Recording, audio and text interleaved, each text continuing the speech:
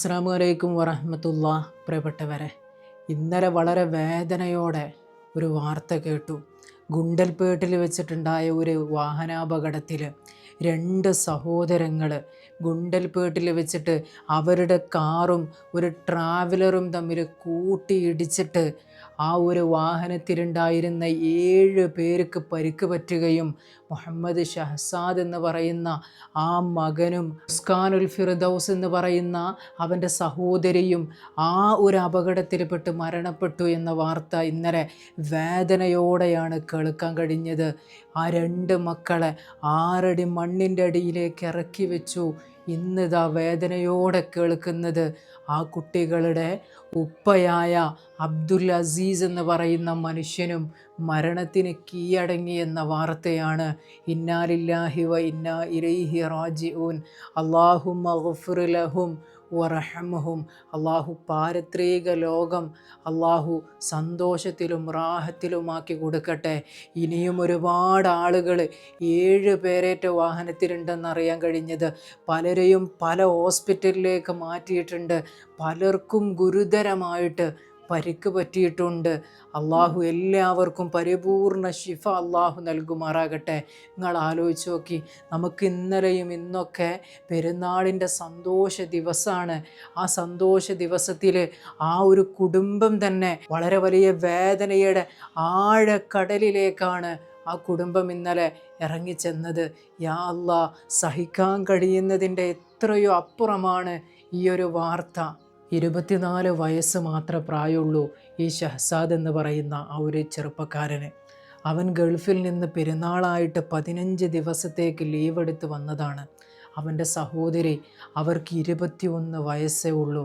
സ്വന്തം സഹോദരിയല്ല, ഉപ്പ വേറെ ഒരു കല്യാണം കഴിച്ച് ആ കല്യാണത്തിലുള്ള ഒരു സഹോദരിയാണ് ഈ മരണപ്പെട്ടിട്ടുള്ളത്.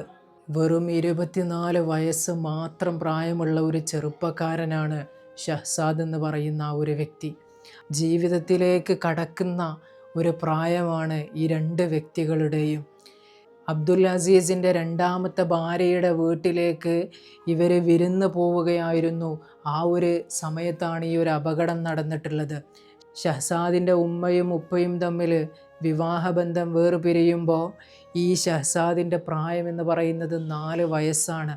പിന്നീട് പല ആളുകളും ആ ഉമ്മയോട്, ഫാത്തിമ എന്നാണ് അവരുടെ പേര്, അവരോട് കല്യാണത്തിന് വേണ്ടിയിട്ട് ആവശ്യപ്പെട്ടെങ്കിലും എൻ്റെ മോൻ വളരട്ടെ, എൻ്റെ മോൻ വലുതാവട്ടെ എന്ന് പറഞ്ഞ് മാറ്റി നിർത്തിയ ആ ഉമ്മയുടെ മുമ്പിലേക്ക് ആ മകൻ്റെ ചേതനേറ്റ ആ ജനാസ കൊണ്ടുപോയി വെക്കുമ്പോൾ ഏതൊരു ഉമ്മാക്കാണ് അത് സഹിക്കാൻ കഴിയുക? പടച്ച റബ്ബേ, ആ ഉമ്മാക്ക് നീ ക്ഷമ പ്രദാനം ചെയ്യണേ തമ്പുരാനെ. അങ്ങേയറ്റത്തെ വേദനയും പ്രയാസവുമാണ്. ഗൾഫിൽ നിന്ന് 15 ദിവസത്തിന് ലീവിന് വേണ്ടി വന്ന മോനെ കുറച്ച് ദിവസം കഴിഞ്ഞാൽ തിരിച്ചു പോകാൻ റിട്ടേൺ ടിക്കറ്റ് വരെ എടുത്തിട്ടാണ് വന്നതെന്നറിയാൻ കഴിഞ്ഞത്.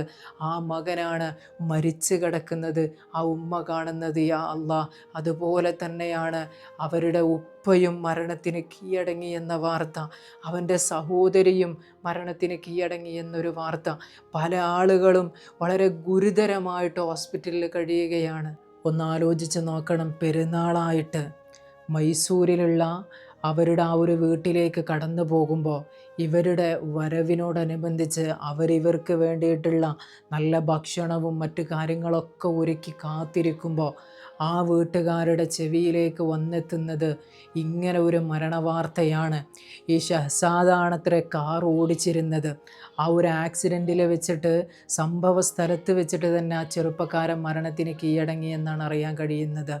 യാ അല്ലാ, നമ്മളിതിൻ്റെ മുമ്പും കേട്ടിട്ടുണ്ട്.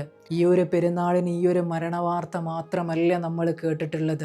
നമ്മളൊക്കെ സന്തോഷത്തോടെ നമ്മുടെ കുടുംബത്തിൻ്റെ കൂടെയും മക്കളുടെ കൂടെയും ഒക്കെ പെരുന്നാൾ ആഘോഷിക്കുമ്പോൾ നമ്മൾ കേട്ടൊരു വാർത്തയുണ്ടായിരുന്നു. പെരുന്നാൾ നിസ്കാരം കഴിഞ്ഞിട്ട് കുടുംബക്കാരെ സന്ദർശിക്കാൻ വേണ്ടിയിട്ട് ബൈക്കിൽ ഉപ്പയും മകനും കൂടി യാത്ര പോയപ്പോൾ ഒരിറക്കത്തിൽ നിന്ന് ബൈക്കിൻ്റെ ബ്രേക്ക് നഷ്ടപ്പെട്ട് അതൊരു കിണറ്റിലേക്ക് ചെന്ന് ചാടിയിട്ട് ആ ഉപ്പയും മകനും വളരെ ദാരുണമായി മരണപ്പെട്ട ആ ഒരു വാർത്ത. പടച്ചവനെ, ആ ഒരു കുടുംബങ്ങളൊക്കെ എത്ര വേദനയിലാവും ഇന്നുണ്ടാവുക. പെരുന്നാളിന് മറ്റുള്ള ആളുകളെ സന്ദർശിക്കണം, നിങ്ങൾ കുടുംബബന്ധം ഊട്ടി ഉറപ്പിക്കണമെന്ന് ഉസ്താദ് പള്ളിയിൽ നിന്ന് പറഞ്ഞതിൻ്റെ അടിസ്ഥാനത്തിൽ ആ ഒരു സന്തോഷം പങ്കുവെക്കാൻ വേണ്ടിയിട്ട് മറ്റുള്ള കുടുംബങ്ങളെ കാണാൻ വേണ്ടി പോയ വ്യക്തികൾ വീട്ടിലേക്ക് തിരിച്ചെത്തുന്നത് മയ്യത്തായിട്ടാണെങ്കിൽ യാ അല്ലാ, വേദനയല്ലാതെ വേറെ എന്താണ് ആ ഒരു സമയത്ത് അവർക്കൊക്കെ ഉണ്ടായിട്ടുണ്ടാകുക. അതുപോലെ തന്നെയാണ് പെരുന്നാളിൻ്റെ ദിവസം ഗൾഫിലുണ്ടായിരുന്ന 2 ഫാമിലി, അവർ പെരുന്നാളായിട്ട് അവരുടെ ആഘോഷം അവർ മാറ്റിവെച്ചത് ഉംറ നിർവഹിക്കാൻ വേണ്ടിയിട്ടാണ്. ആ ഉംറ നിർവഹിക്കാൻ വേണ്ടിയിട്ട് പുറപ്പെടുമ്പോൾ ആ വാഹനം അപകടത്തിൽപ്പെടുകയും ആ കുടുംബത്തിലുള്ള പല ആളുകളും മരണത്തിന് കീഴടങ്ങി എന്ന ഒരു വാർത്ത, പടച്ച റബ്ബേ, എത്ര വേദനാജനകമാണ് എന്ന് നിങ്ങൾ ആലോചിച്ച് നോക്കണം. ഇവരുടെ ഒക്കെ മരണം സംഭവിക്കുന്നത് ധൂർത്തായിട്ടുള്ള ഒരു ജീവിതം പങ്കുവെച്ചു എന്നതിൻ്റെ അടിസ്ഥാനത്തിലില്ല, മറിച്ച് നല്ല സ്വാലിഹായ അമലുകൾ ചെയ്യാൻ വേണ്ടിയിട്ട് യാത്ര തിരിക്കുമ്പോൾ അത് ചെന്നെത്തുന്നത് മരണത്തിലേക്കാണെങ്കിൽ അല്ലാഹു സുബ്ഹാനഹു വ തആല അവർക്കൊക്കെ ഒരുക്കി വെച്ചിട്ടുള്ളത് ഷഹീദിൻ്റെ പ്രതിഫലമാണ് എന്ന് നമ്മൾ മനസ്സിലാക്കണം. മരണമെന്ന് പറയുന്നത് ഏതൊരു മനുഷ്യൻ്റെ ജീവിതത്തിലേക്കും വിളിക്കാതെ കടന്നു വരുന്ന ഒരു അതിഥിയാണ്. അസ്രായീൽ മുമ്പിലോട്ട് വന്നോ പിന്നീട് നമുക്കൊരിക്കലും കുറച്ച് കഴിഞ്ഞിട്ടാക്കാമെന്നൊന്നും പറയാൻ കഴിയൂലല്ലോ.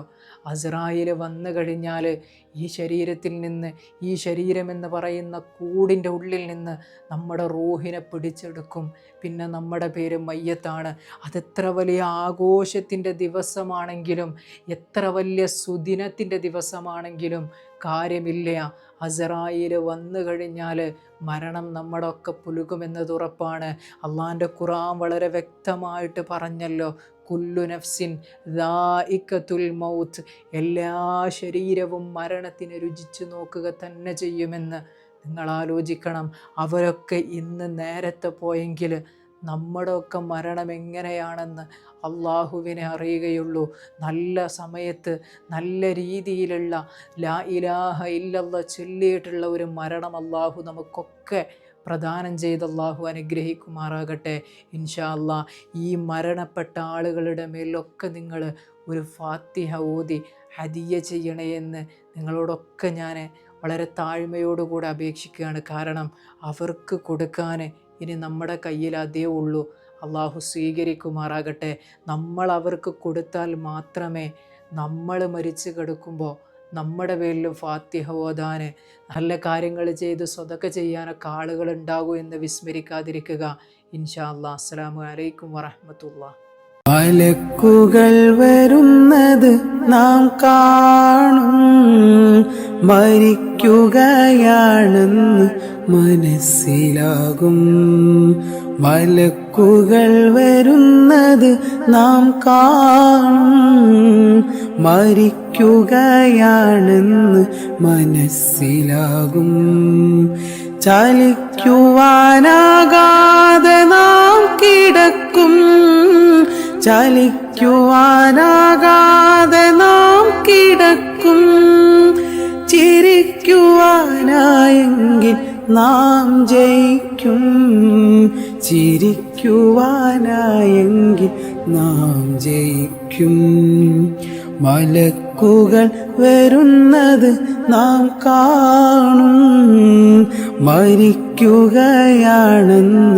മനസ്സിലാകും.